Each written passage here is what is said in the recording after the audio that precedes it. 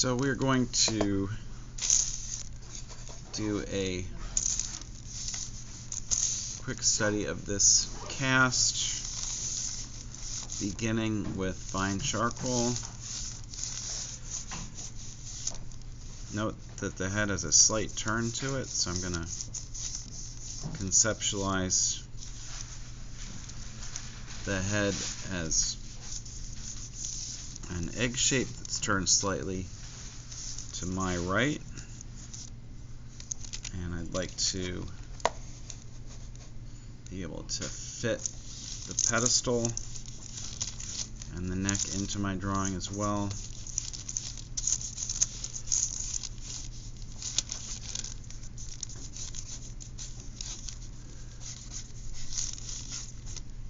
Like that. And because I'm using fine charcoal, I'm not going to do a lot more constructive work. What I want to do instead is move immediately to shadow mapping.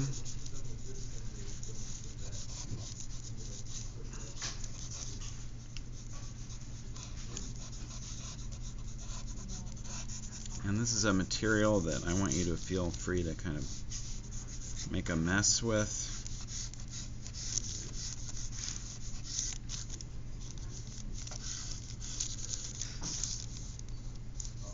My cast shadow is hitting the wall about here. And I've got some shadow shapes on this side, which I'm just going to rough in.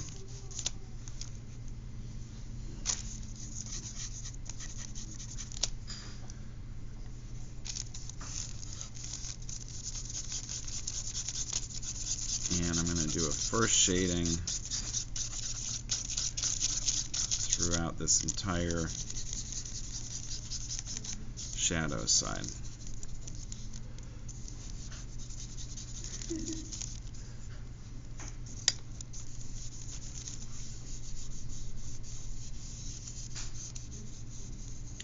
I'm working on tracing paper to facilitate a transfer of this study to a nicer piece of charcoal paper. And the idea here is that we are sort of like working with clay. We took a lump of clay, and now with this big pattern of light and dark, we sort of knocked it into an approximation of the form. And before transferring it, I'm going to now refine it with the fine charcoal. I'm not even trying to keep a point on my charcoal because I'm not doing a finished drawing. I'm just doing a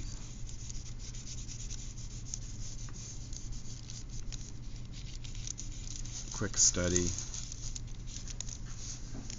But I'm going to start to locate where these eyelids go. Bottom of the nose. Line between the lips.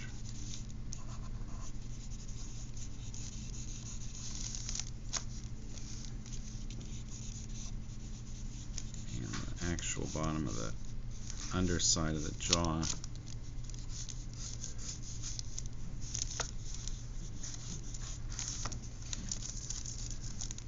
And those decisions I find are much easier to make accurately within the context of those big shapes of light and dark.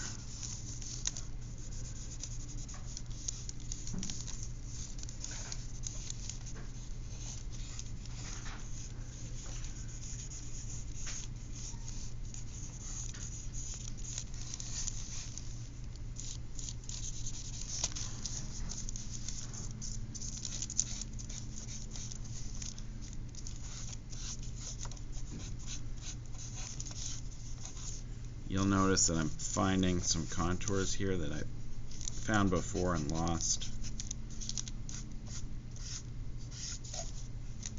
Usually you can see a little trace of the prior work though, and that can help you facilitate those decisions.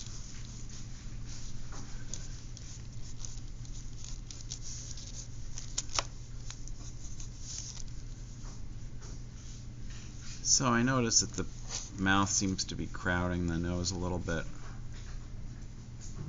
and I have a little too much chin. So the beauty of the Vine charcoal is I can just lightly lift that off with my finger or with a paper towel and try again. I think to better effect, slightly lower.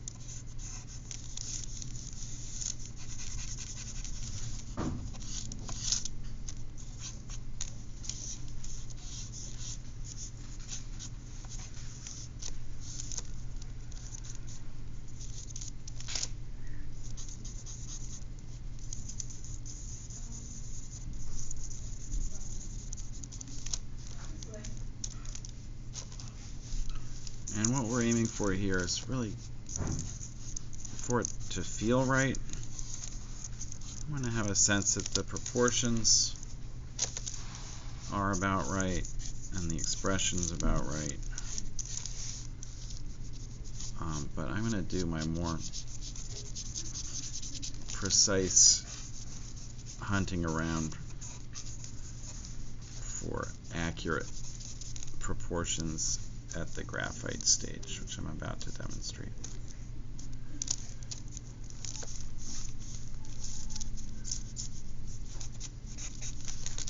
And the main thing to take away from this is just how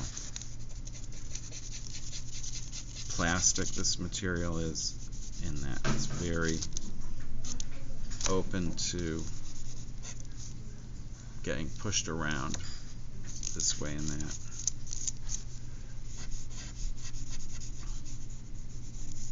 So lends itself to a very spontaneous kind of approach to drawing.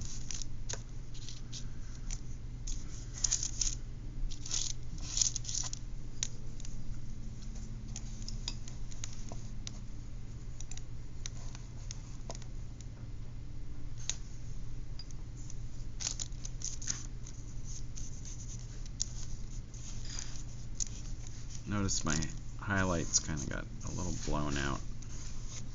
It's hard to even see the hairline along here.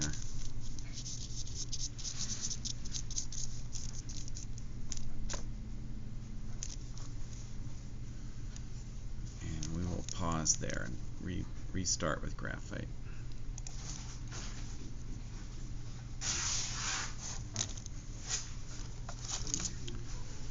So before I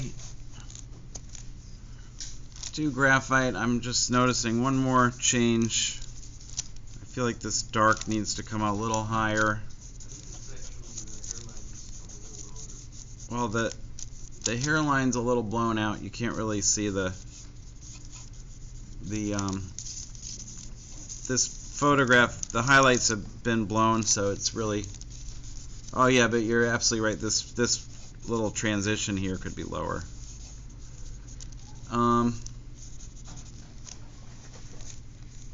That's a little better. So this material is very good for seeing the big relationships, but it can be a little frustrating to do details with it. So what we're going to do is just take one area at a time of the drawing, and we obviously don't want to erase all the vine charcoal, because then we wouldn't be able to see what we're doing at all. But what we can do is sort of use I'm using a soft ebony pencil right on top of the vine charcoal to sketch the basic shadow map for this zone, which I really didn't refine too much at the vine charcoal stage. And having done that, I can use a paintbrush or paper towel to sort of dust off the excess vine charcoal, and I'm going to turn this into a graphite study. So the nice thing about this is I'm not working in this area in isolation. I can still see the rest of my the rest of the structure of this head all around the zone that I'm presently working on. And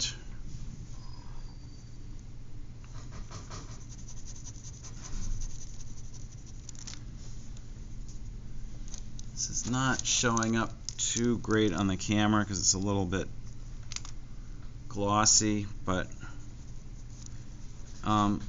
a lot of you are going to be much happier moving on to this stage because you don't like touching the vine charcoal, and you don't like its inability to hold a point. Can be frustrating to a lot of people. And there's a lot of sort of smudged on tone on this drawing right now because of the vine charcoal, but I'm going to use my kneaded eraser now to start to bring out my lights, and you can see that it's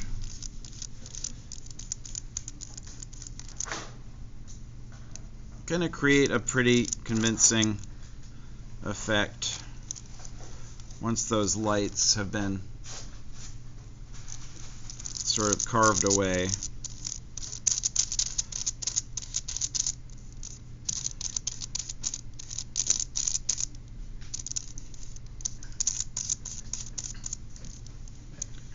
And I'm going to move on down now to the nose. I'm going to sort of soften this a little with my finger, and now I'm going to start to refine the shading on the tip of the nose. And the reason I use such a soft pencil, this is like a 6B ebony pencil, is because a normal graphite pencil is not going to show up very well against the on this kind of smudgy vine charcoal surface. So I'm going to just shade the nose quickly, and I'm generally following the work I did in vine.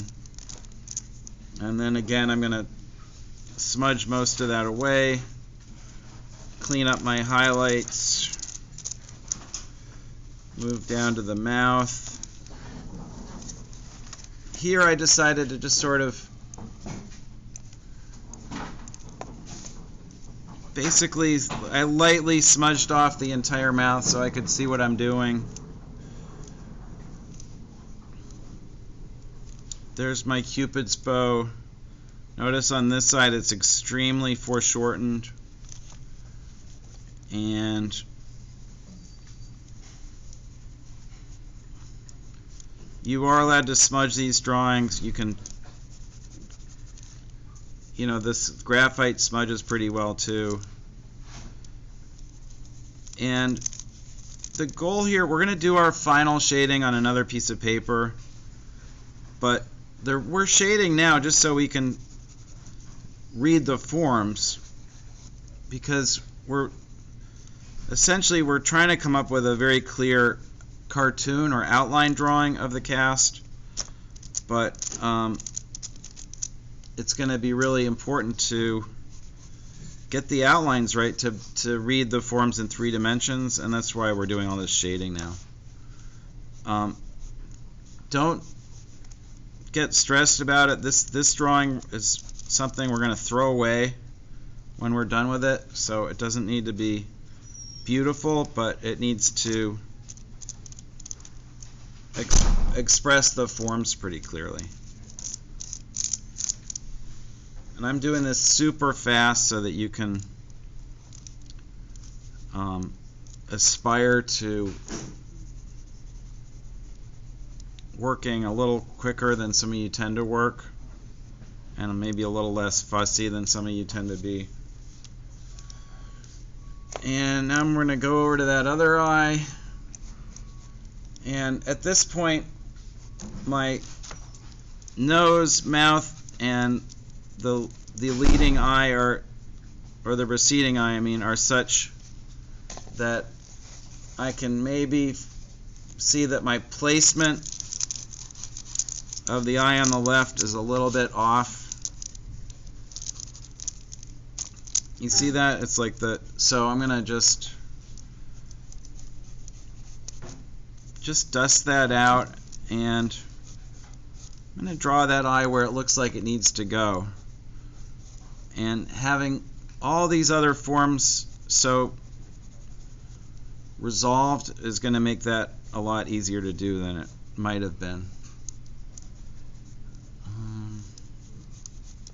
And all I'm doing is I'm working into this big area of dark with some darker darks.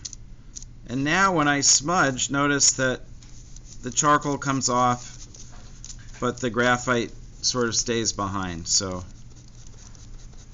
I'm still using that charcoal tone underneath, and if I don't like it, I can just smudge it a little harder, and the graphite's gonna come off too. So that feels about right for that eye placement.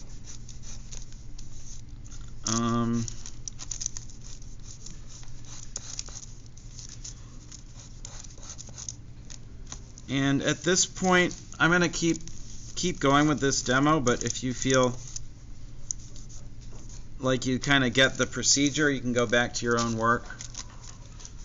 The goal is to just have a drawing that's good enough to transfer onto a nice piece of paper. So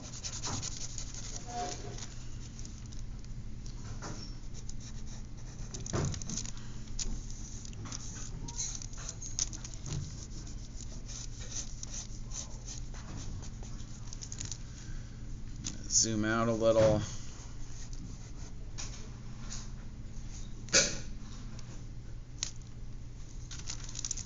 And I can see that I got a little bit of an error on the angle of the nose. It's a little more sloping to our right.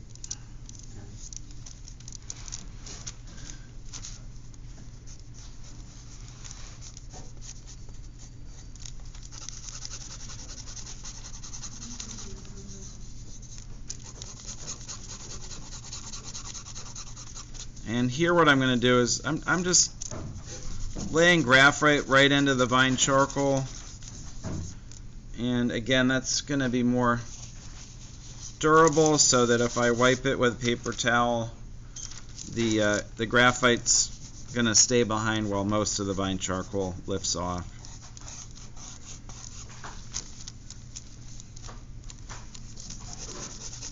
And this is a method that I started using in the preparatory stages of my own personal artwork, and I really like it because of the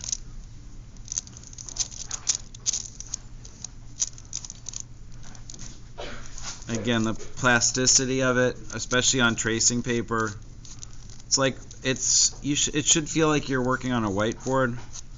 Like every mark you make can be lifted off very easily, and you can try it. You can experiment with 5 different mouth positions or eye positions in the span of a few moments.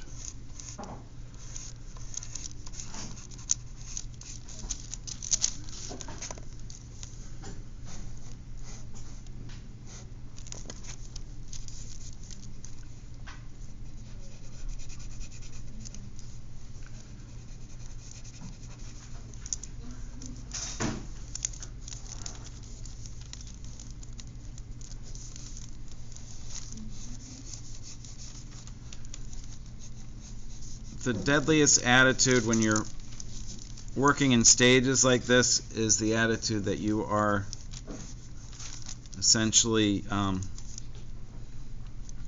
coloring in, like you've done your outlines and now you're going to just carefully color them all in.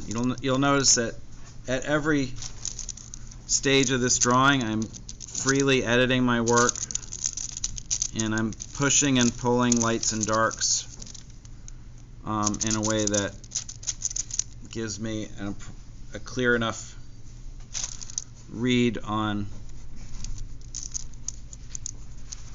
the forms of my drawing that I can read them the same way that I'm reading the forms in the photograph.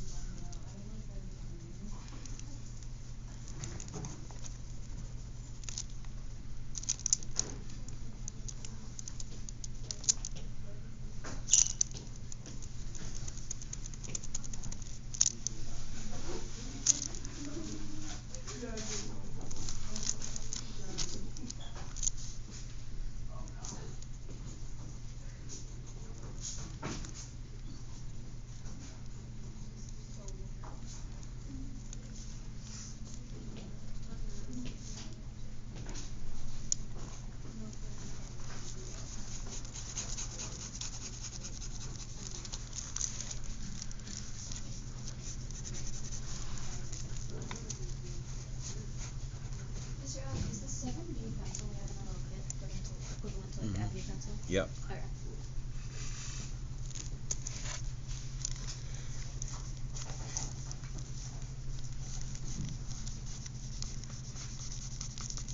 Yeah, if you have a 7B or a 6B pencil, that would be equivalent to the ebony that I'm using.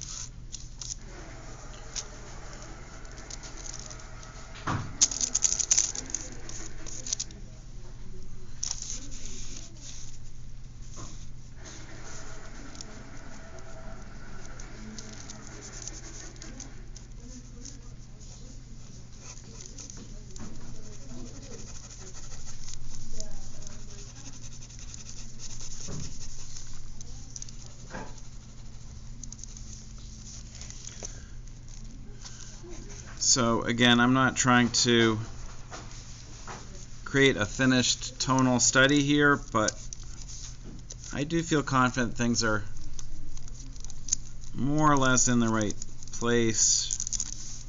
I will continue to edit in the final draft, but this is going to give me enough information to do the transfer, which I will show you in the next step.